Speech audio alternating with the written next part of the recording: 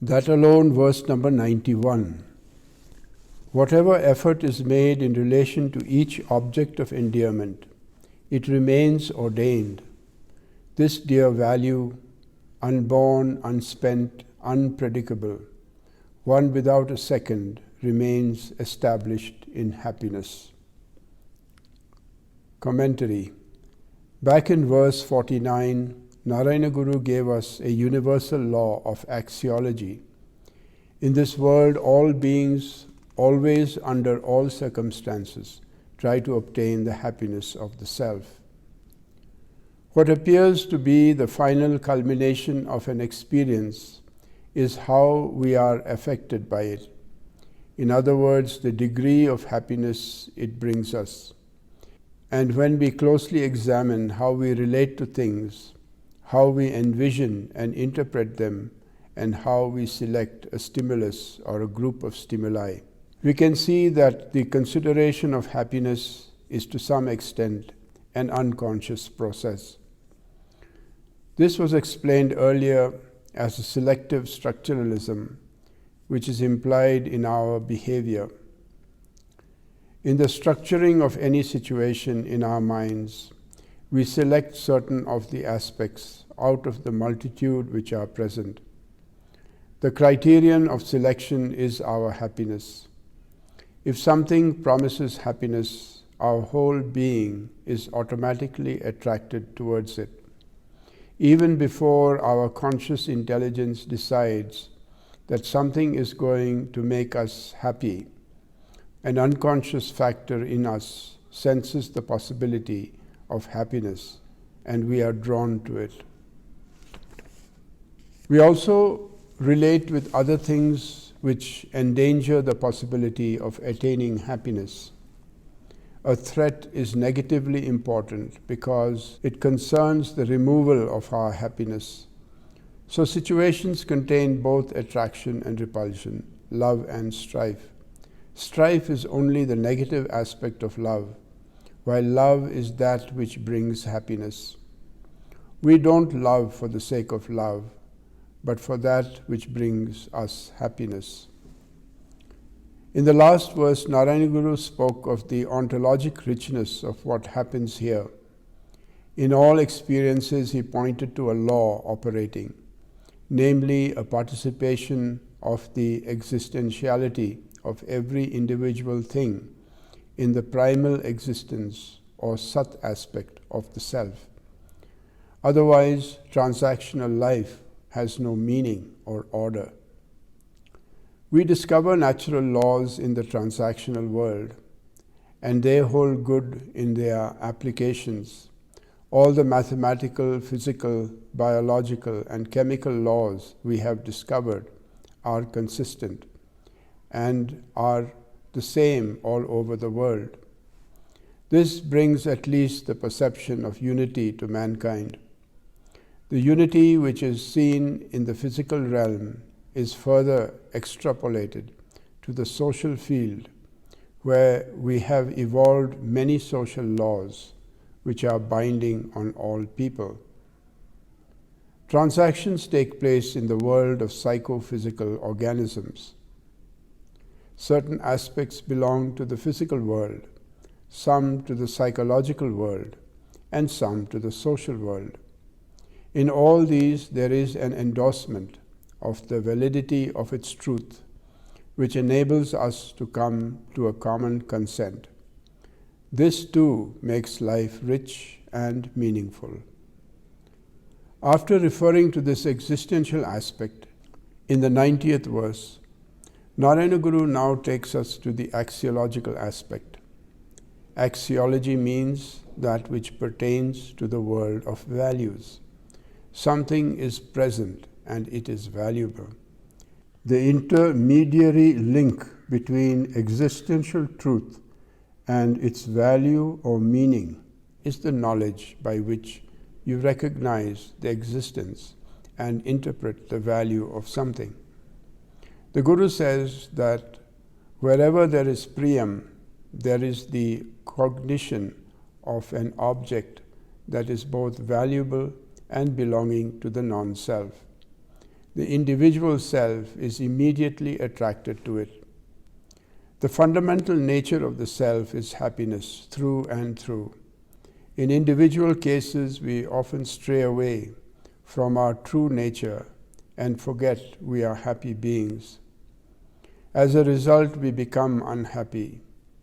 We are on foreign ground.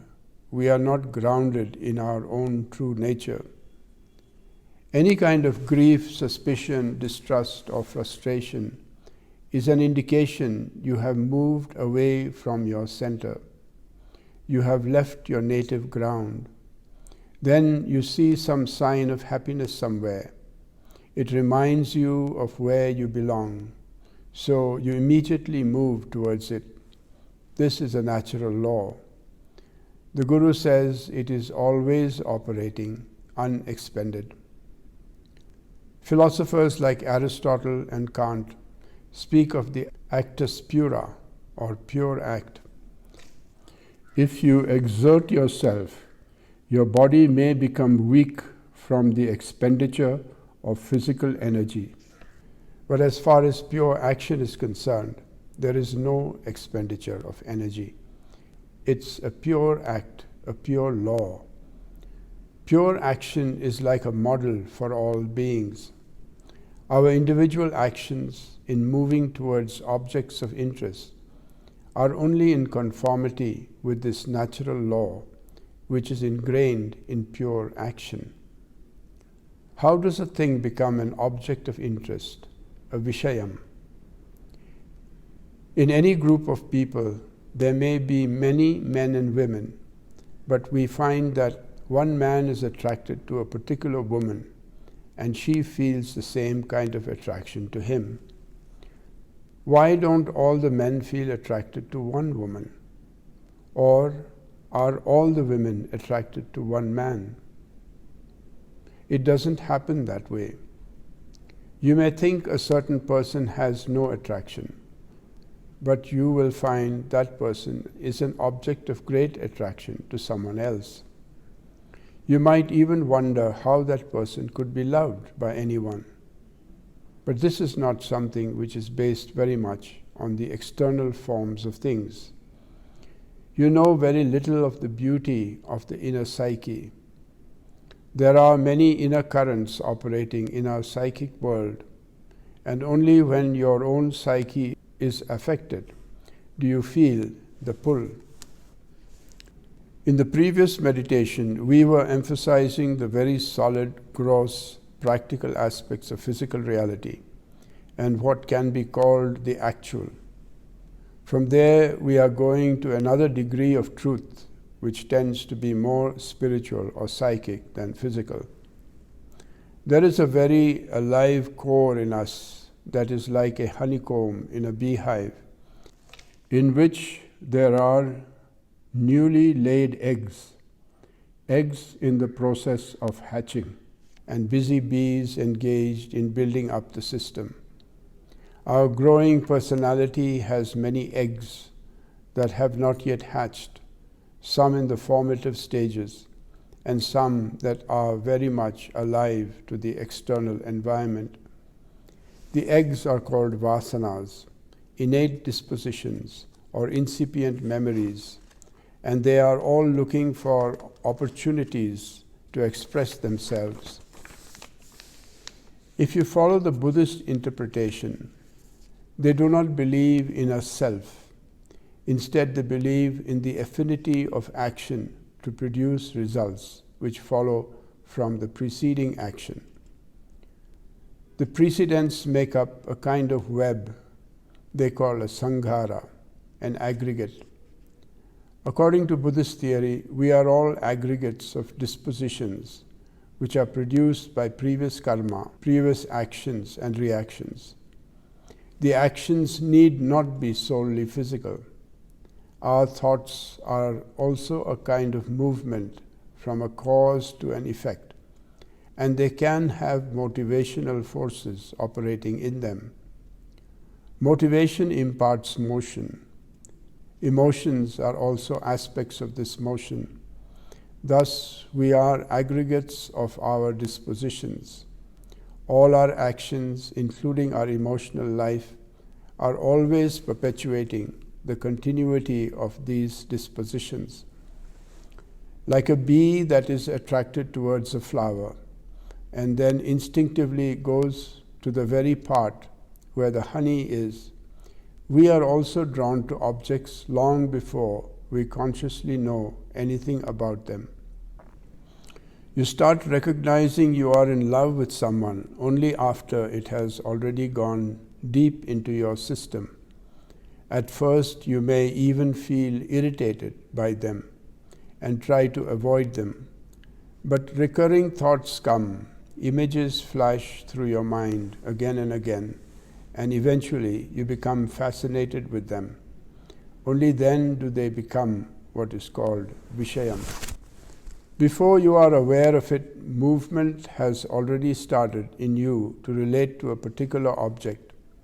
You are first unconsciously drawn to it, and then later you recognize it outwardly. The recognition of it comes only when the link is already psychically established between you and the object of interest. Then it becomes a Priya Vishayam. As Narayana Guru calls it, it is ordained that each object of interest compels you to act in one way or another. And why is it ordained? There is an element of compulsion in it. When you are drawn towards something before you even recognize its value, that is compulsion. The compulsion comes because it is a natural law operating. The Guru calls it ordained because even if you are disillusioned about one interest, the life urge doesn't give up. It picks another object of interest and you are led towards that. It is happening all the time. It is a universal law and you are part of it. This universal law does not give any credence to your failure.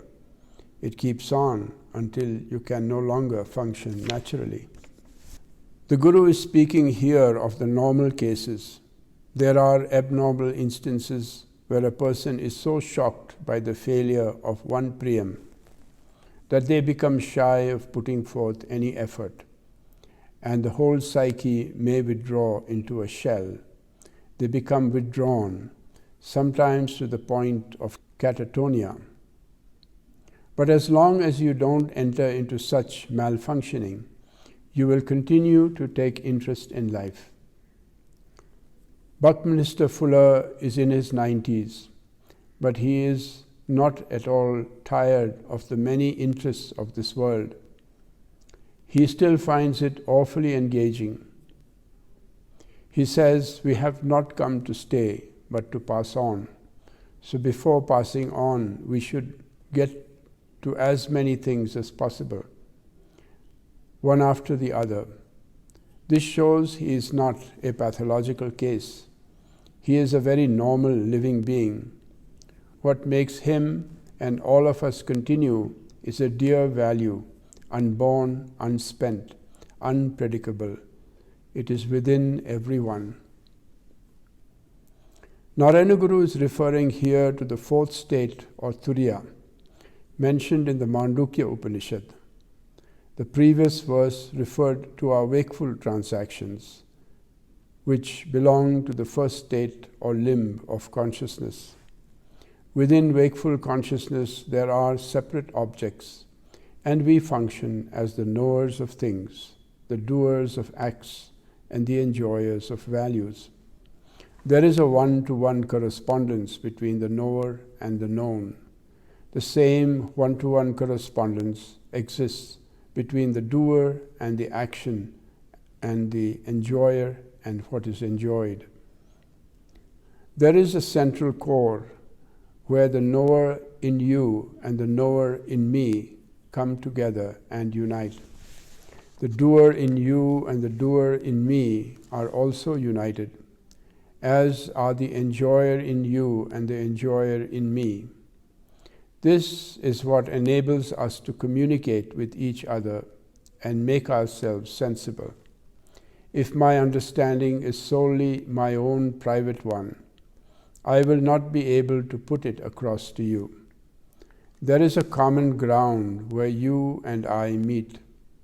Similarly, we can cooperate only by doing action where my action can supplement and complement your action. Our children can be the continuators of our action, and in that way, our actions can go on endlessly. Like that, knowledge has been flowing through the ages, like a grand stream of wisdom. The Upanishadic rishis who lived 3,000 and 4,000 years ago still influence our minds. The words of the Buddha and Christ and Muhammad are keeping us alive in spirit. Nothing is lost. This means there is a common stream of consciousness in which there is a common effort going on and a common happiness which we all recognize at once. These three strands unite in the one self to which we all belong. When you have this inner connection, the world is not alien and no one is a foreigner to you. The other person's joy becomes as much your interest as your own, and the other person's light becomes your own light too. You come to a kinship with the whole world. Narayana Guru relates this to the fourth state, which is a translucent state where the I consciousness is a kind of shimmering witness of all that is going on. When you go into deep sleep, you are in a profound state of unconsciousness, where you don't know anything. The dream state is also outside your control. These two states are kind of a given, where you don't have much to do. You need to make a breakthrough in them so that the fourth state, or Turiya, can be continuously brought to bear on the first or wakeful state. In fact, the fourth state is the pure consciousness, lying buried behind all the conditional states of consciousness, dream, wakeful, and unconscious. It is never far from you, but it is veiled by your dreaminess, your sleepiness, and your daily activities, so that you forget it. If this unborn, unexpended, non-dual, unitive value of life, which is the eternal blissful happiness of all, can prevail in the wakeful also, then the quality of your transactions changes. In the previous verse, we were convinced that we are always in the truthful world of pure existence, and now the Guru wants us to be convinced that pure happiness always prevails. The problem is there are certain veiling principles which come between our awareness and this truth. If you make a breakthrough and get them out of your way, happiness will always be there. You believe in productivity, in always producing something. Your thinking is that before you produced it, it did not exist, that with your own effort it was produced. Then you transfer this type of thinking to your happiness. If you are not in a state of happiness, you engage in some effort that you think will make you happy. You believe that happiness is produced, manufactured, like a plastic wastebasket or some other consumer item. The Guru wants to correct this notion. He says happiness is your true nature, so it is not produced. It is unborn, ajam. It is also avyayam, unexpended. Just as it is not produced, it cannot be used up. In daily activities, when you do something, even though it may be very exciting for a time, you eventually become tired of it. It becomes boring and you want to put it aside. It has become vyayam, expended. But once you discover the true happiness of the self, you will find that it does not diminish. It is avyayam, unspent, undecreasing. The Guru also describes it as aprameyam, meaning unpredictable. This is a little more difficult to understand. You cannot make the self or pure happiness or pure knowledge or pure action an object of your ratiocinative thinking or your discursive reasoning. Any description or observation you make is inadequate to describe it. You can look at any object, though, and say it is a prameyam, an object of consideration, and you are making that observation, seeing and considering it. But both the dual aspects of the observer and the observed are to be transcended to arrive at the idea of aprameyam, unpredictable. So why do you fail? You fail because you want everything to be put in terms of one limb of your consciousness, 1/4 of your totality, wakeful consciousness. In the wakeful, everything has a definite name, a definite form, a mass, a dimension, and various specific qualities. When you are not interpreting events in this model, you are at a loss. It is only the most gross aspect of your consciousness, but you hold on to it. You are riveted to it. The Montessori schools are taking children's minds and riveting them to objects. The eyes are riveted to forms and colors, and afterwards the children can't get their eyes out of them. If a book has pictures, do we read it? There may be beautiful things written in it, but we just skip from picture to picture. That is their approach. Madame Montessori started her system to help handicapped children develop their sensory functions so they could share the world with normal children. And it worked very well in many cases. But now the schools treat all children as abnormal. Their spirits are drawn into the physical system and riveted there. They are never given the opportunity to enter into abstractions and generalizations, into the free flow of the mind to imagine. Even without this program, most of us become riveted to objects far too early in life. It is here Edmund Husserl makes a complete revolution in human thinking. He maintains that fancy is as valuable as knowledge, as the most solid, gross, external fact. He says facts have nothing to do with wisdom, nothing to do with knowledge. He puts this so emphatically, you even get annoyed reading it. He goes on ad nauseam, telling us that fancy contains as much or more wisdom than facts do. The transcendental reduction of which Husserl speaks is the same as Narayana Guru's aprameyam, but he probably never knew there were others who thought and wrote as he did. I don't know if he read any Oriental books.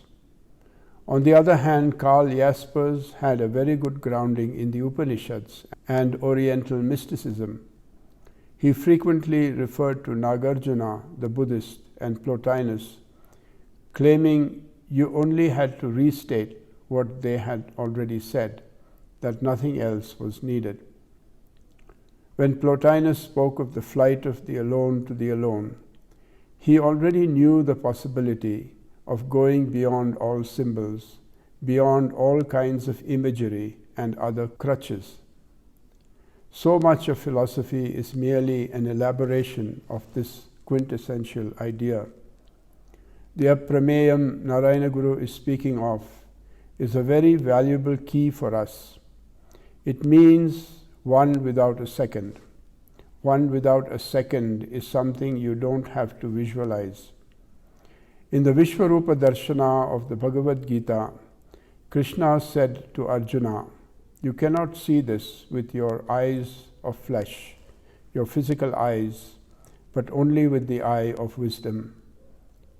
When you try to transfer yourself from the physical eye to the eye of wisdom, you want to carry the imagery of the physical eyes along with you. Bertrand Russell puts it this way: it's just like after learning that spirit is entirely different from matter. In order to understand spirit, a man makes a clay model of it. Will it ever be possible to make a clay model of the spirit? He gives another example. A turtle leaves his lake and goes for a walk on the land. After the walk, it returns to the lake and says to a fish swimming there that it was very exciting to walk on the shore. The fish asks him what he did. I was walking on the shore. The fish was disdainful. Stupid, no one can do such a thing. Why don't you say you were swimming on the land? Do we not swim?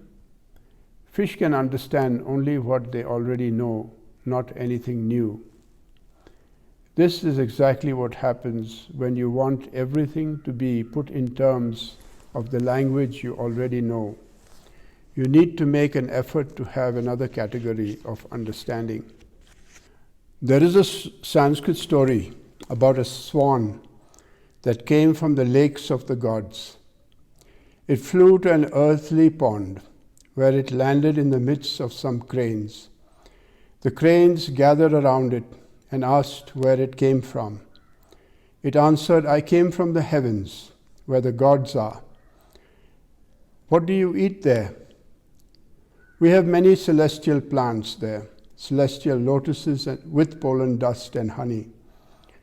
We are fed on those there. What kind of heaven can it be then, if you don't have any clams? It cannot be a proper heaven, because those are the most delicious food for cranes. The aprameyam aspect of the higher value, which is the value of the self, is unexpended, one without a second. It is the other side of priyam. In it you get a unitive experience of supreme happiness. And the free translation of verse 91 is as follows. It is a law that one strives to actualize what is dear to one's heart. As this impulsion to act is constant, its cause should be understood as a dear value. Beginningless, never fully spent, unpredictable, and one without a second. In short, this is the one happiness that gives reality to life.